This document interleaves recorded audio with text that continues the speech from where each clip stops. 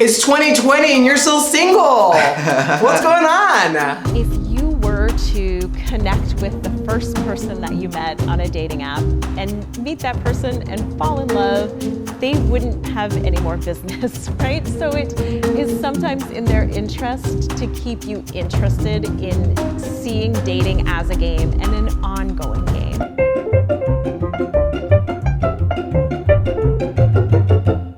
Hi, I'm Ulysses. Hey, this is Ernesto. And today we're gonna do something different. Something crazy. A lot of people out there are probably saying, new year, new me, right? You're single AF and you're trying to figure out if this is gonna be your year for you to find somebody and stop being single. But you've said that so many times in the past and it hasn't worked out. So you're wondering to yourself, what am I doing wrong? Go on any popular search engine and search dating apps are. I don't think you'll be surprised to find out what the outcomes are. You're probably doing a lot of things wrong. And we're here to tell you why. While an estimated 23.8 million adults used dating apps in 2018, the monthly user base is expected to reach 25.1 million in the US this year. I feel like that's a lot of people on dating apps. It's a lot, yeah. But everyone is still single. And actually, if you ask anyone, you'll get comments like, I'm getting off the app soon. Everyone wants to have sex. I can't find the one. Like there's like all these things people say about how much they hate the dating apps, but still like 25 million people are online. and going up. Roughly 50% of adults view dating apps and services as either somewhat or very negative. Their unfavorability persists across age group and gender.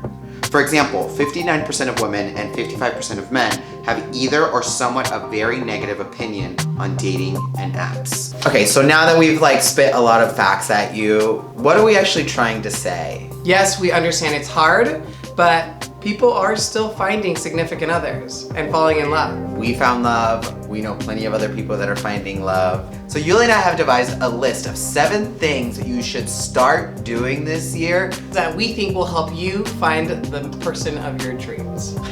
Number 1, have a well-rounded life. Dating can't be your #1 thing that you're focused on. For one, it's just really boring.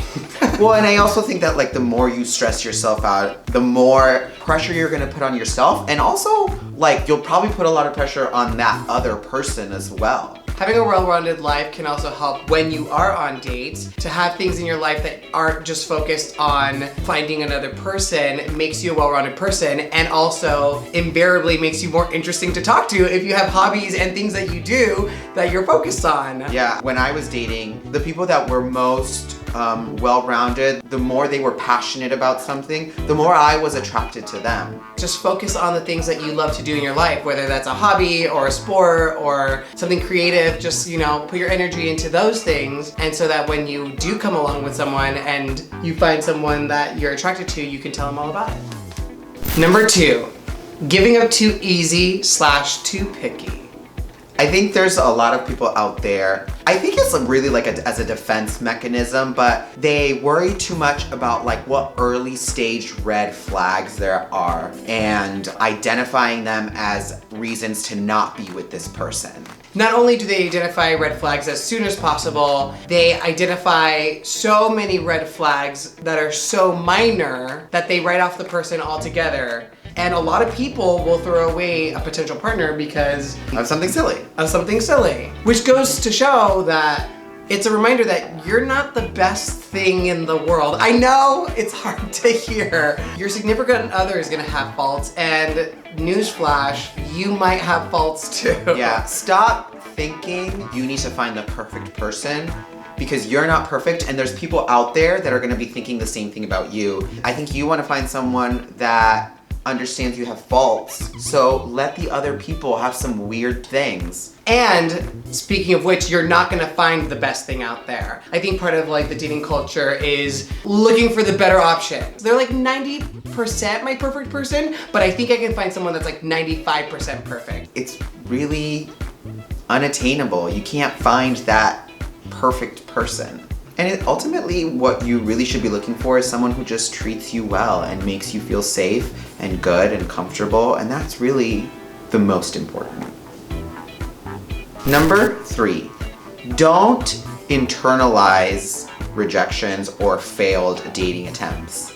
What do you mean? He rejected me, so obviously I'm a horrible person. Yeah. If you have a not so good dating experience, you just have to move on. You can't let that be about you. I think a lot of people after a bad dating experience, they see it as, oh, there's something wrong with me. Right. Or, oh, there's something wrong with them.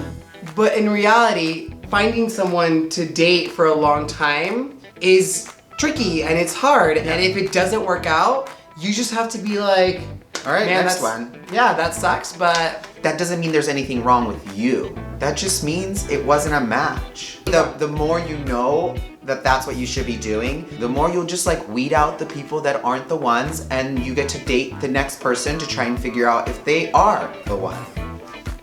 Number 4, don't play games and be honest. I know, it sounds so hard. I think the more I've gotten to like know people and their dating styles, this is the one thing that people really fall into.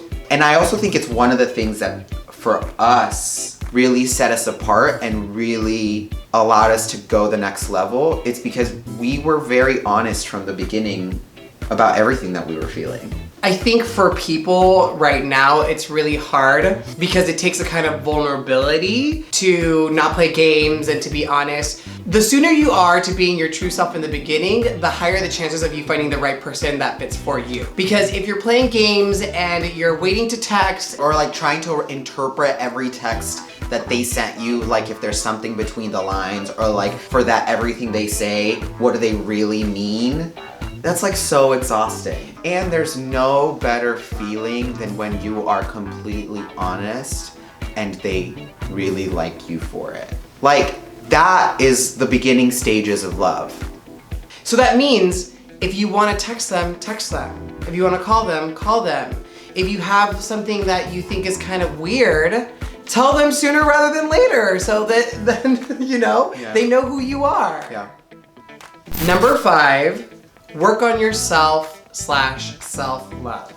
This is my number 1 mantra, self-love. It really is. I've learned a lot from Uly about this. The most attractive thing about a person is confidence. So finding someone else in an ironic way is about finding who you are and falling in love with yourself first. Because once you fall in love with yourself first and you know who you are, nothing someone else says or does is gonna like kill your vibe.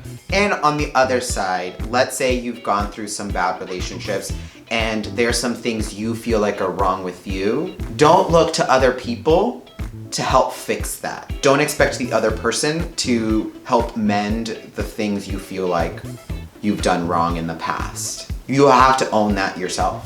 Let me tell you guys the biggest foopla about... What's a foopla? The biggest thing about being in a relationship that no one tells you, I'll tell you right now, is that that other person is not gonna complete you. They're not gonna fix whatever thing that you think that they're gonna fix. They're not gonna bring happiness. They're not gonna like get you that job that you wanted or that life you wanted because it's not their responsibility. No. So self-love and confidence needs to come within and then someone else can be integrated into your life. Number 6, and this one is probably my number 1, is don't default to sex. It's so hard, especially for gay men, I think. It's very difficult. I want to say that the reason Uly is with me is because this was my number 1 rule.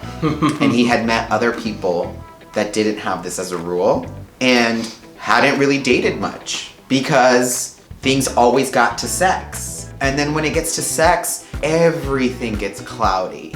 Because when someone sleeps with you and they make you feel good in bed, all of a sudden you like everything about them. So you have to be real with yourself about whether you want a relationship or you want to just hook up with people.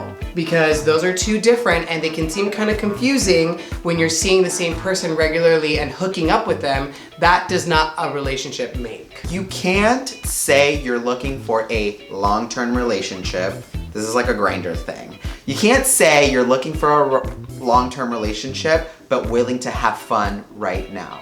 Because guess what? Having fun right now is the easier part, and you will automatically default to that. You're gonna have lots of fun, and you're not gonna find anybody. I used to hate people being like, I wanna find a relationship, but I'll hook up tonight. Guess what? You're just gonna be hooking up the rest of your life. Amen, sister, amen. It's just what it is. And the last thing, number 7, is that it's continuous work. Yeah, that one, unfortunately, is the truth. Some people will stop being in a relationship because that honeymoon dating phase has passed, or sex has gotten boring, or they've run out of things to talk about. Guess what? That's all normal and part of being in a relationship. And there's highs, there's lows, there's moments where they're not your favorite person, and it's just about supporting each other throughout those times, and everything else falls into place after that, but you have to work at it. I think people get confused because they see happy relationships on Instagram and happy couples like advertised on their face all the time, and we're at fault too for posting like lovely photos of ourselves. But I also think we're very honest, and we talk about a lot of real things, so. And so they get this idea that it's 100% love all the time, and that ain't true. I think once you understand that, then you realize that there's a lot of love to be given in the bad times. And when you are both in a rut and you support each other through that, it's so rewarding. It's even better than when you're just on a high. And like, that's the part of love that's real.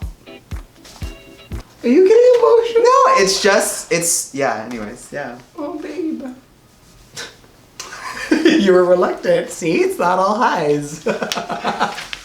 So in the end, finding someone that is your partner and the person that you're gonna love, part of it is time. I think just don't get discouraged. Dating is a difficult thing. Just be true to yourself, and hopefully some of these things help you out. So you could do all these other things in the meantime, so that when that person does show up, you are a confident, self-loving person that accepts your flaws, their flaws, and are able to tackle on any challenges that you have together. At the end of the day, you need to stop focusing on like what's wrong with dating apps or what's wrong with dating in the current culture, and just focus on the things that you can do in spite of all those things that are difficult.